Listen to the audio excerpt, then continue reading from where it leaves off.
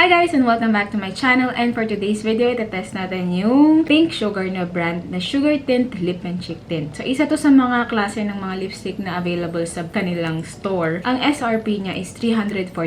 So sakto lang yung price, kasing price niya yung ibang lipstick natin ngayon. Hindi ko na papahabayan, papakita ko na ibang clips na kasama dito sa video na to, and sana mapanood nyo hanggang dulo para malaman nyo kung maganda ba yung product or hindi. So yun, again guys, pink sugar tint. So ngayon ko nasasabihin ng paulit-ulit kung ano yung shade na kinuha ko. So this is Sugar Rush. Pakita natin. Focus ka te. Ayan. So Sugar Rush yung shade na kinuha ko. Sugar Rush yung shade na kinuha ko. Sugar Rush yung shade na kinuha ko. Sugar Rush yung shade na kinuha ko. Just watch the entire clip and sana magustuhan nyo yung video. So, yun lang guys.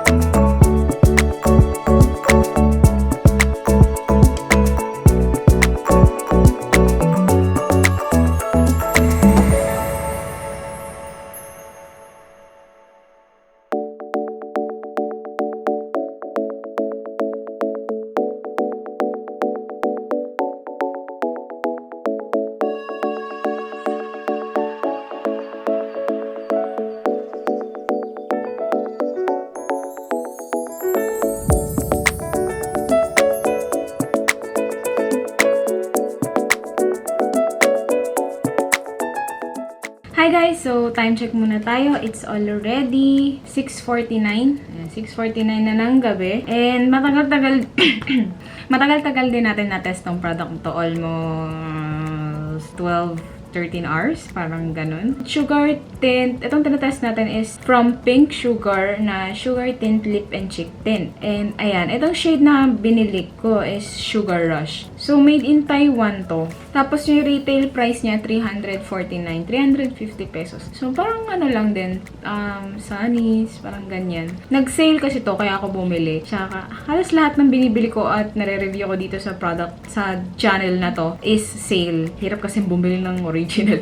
349 SRP. So, nabili ko siya ng 249, 100 pesos off. So, itong Pink Sugar is made in Taiwan na products and cruelty-free and paraben-free. So, yung availability nito guys, mabibili nyo to sa mga malls. Marami silang stalls sa malls. Sa online, sa Shopee, meron silang account under Shopee Malls. Ibig sabihin, sila talaga yon. Also sa Lazada, meron din sila. Sila rin yun. Basta nasa Lazada Mall. Shopee Mall and Lazada Mall guys basta may red na checkmark sa Shopee. And kapag sa Lazada Mall, may nakalagay na Laz Mall, something na icon dun sa product. Ang buildability nito, nagbe-build up naman siya. Nagbe-build up siya. And hindi siya nag-oxidize, hindi nag-iiba yung shade nung kung ano yung in-apply mo initial, yun at yun kapag binibuild up mo. Next is yung blend niya. Kahit may konti akong, nung nilagay ko kasi to, may konting parang mga, alam mo yun, yung dry skin, ganon, hindi siya naka-apekto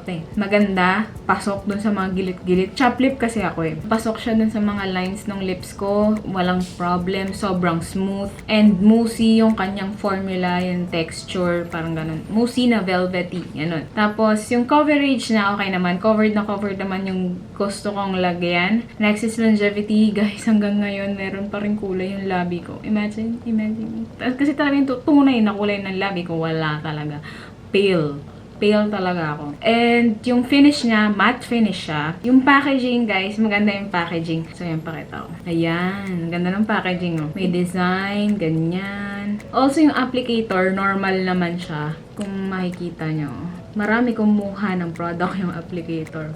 Kita nyo naman. Kaso nga lang, napansin ko lang dito sa parang hindi masyadong okay yung stopper niya dito. Kasi, ang dami niya agad nakuha. Tsaka, ang bango. Amoy parang lychee na jelly ace. Ganun tsaka bango. Sa packaging, maganda. Kaso nga lang, yun yung concern ko, hindi masyadong nakakapag-stop. Although, hindi naman kailangan ng stopper talaga, ng bonggang-bonggang stop. Kasi yung formula niya, hindi naman siya yung kapag binaliktad mo yung product, matatapon yung product. Sobrang musi kasi niya. Ganun yung formula niya. Kaya hindi siya basta-basta matatapon. Ang concern ko lang is yung kapag kumuha ka ng product, ang daming lumalabas. Na mas maganda kung sakto lang, hindi konti, hindi madami. Sakto lang. Next is price point 349 pesos SRP. Para sa akin, okay lang yon. Ang niya, gaano ba kadami? 9 grams naman siya.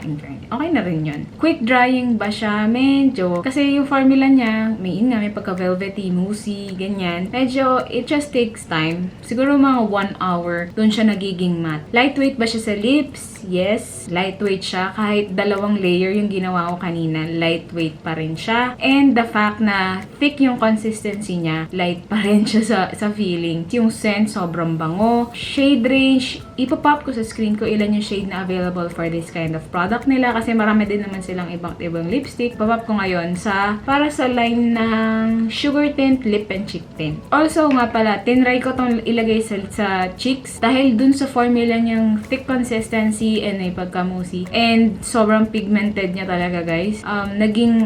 Medyo may struggle sa pag-i-spread. So, kapag nasobrahan ka, girl, siguro sponge lang tapos i-blend-blend mo na lang para ma-absorb ng sponge. Wet sponge dapat mas okay. Ng sponge yung ibang excess na blush na nailagay mo kapag nasobrahan ka lang naman. Pero pag sakto lang yung pagkakaspread mo, okay na rin yun. Goods na yun. Okay ba siya for chap lip? Yes.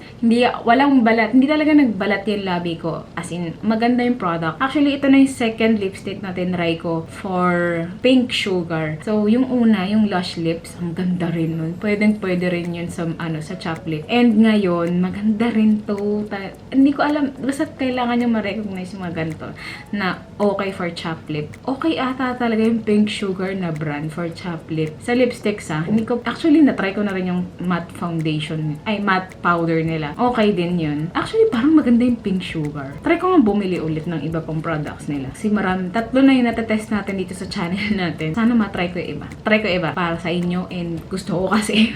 Transfer proof ba siya? So, ngayon kasi after 13 hours, wala na. Hindi na siya nagta-transfer. Pero yung kaninang umaga, yung medyo pa siya, medyo creamy pa sa lips ko, yung magta-transfer talaga yung. Kaya hindi ako nag-kiss test. Kasi yung mga bandang 5:15 ako natapos pag-makeup. Tapos larga na, papunta ng MRT. Talagang magmamadali ako sa umaga. Binivideo ko lang talaga. Pati yung intro ngayon ko gagawin after itong final thoughts na part ng video. Kaso nga, medyo may transfer siya sa umpisa. Kaya hindi rin ako nag-mask nung umaga. Gusto ko talaga siyang maset muna. All in all, okay yung experience ko with this product. Walang dragging effect nung ina-apply ko. Sobrang creamy kasi. Kaya madali siyang i-apply. And smudge proof siya. Kapag natuyo na yung kapag nawala na yung creamy effect niya sa lips mo, yung talagang ramdam mong parang wala ng lipstick. Pag dumating na yung ganong time, kiss proof na yan. Smudge proof, waterproof, or whatsoever. Okay siya. Tapos, hindi siya patchy. Kahit hanggang ngayon, hindi siya patchy din. Nawala lang yung ibang pigment. Kasi intindi, may sobrang dark nito kaninang umaga. Ngayon, parang normal na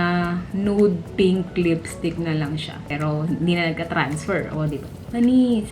Hindi siya sticky. Sa umpisa, sticky siya. Basta nandun pa yung creamy effect na velvety, ganon. Sticky yon. Pero pag nawala na, goods ka na. And hindi nag-oxidize yung product as is yung shade. At nagiging waterproof siya through time. Hindi ko nababahabain. At yun na yung pinaka-final thoughts ko for this product. All in all, gusto ko siya. And sana matry nyo rin tong product na to. Kasi kung chaplet kayo na katulad ko, sobrang approved to. Ang ganda. Ayun lang lang guys. So, if ever may gusto kayong product na i-review, just comment down below. Also, check my social media accounts dun sa description box below. And if you like this video, please hit that like button and please subscribe to my channel. So, I'll see you in my next video. Bye!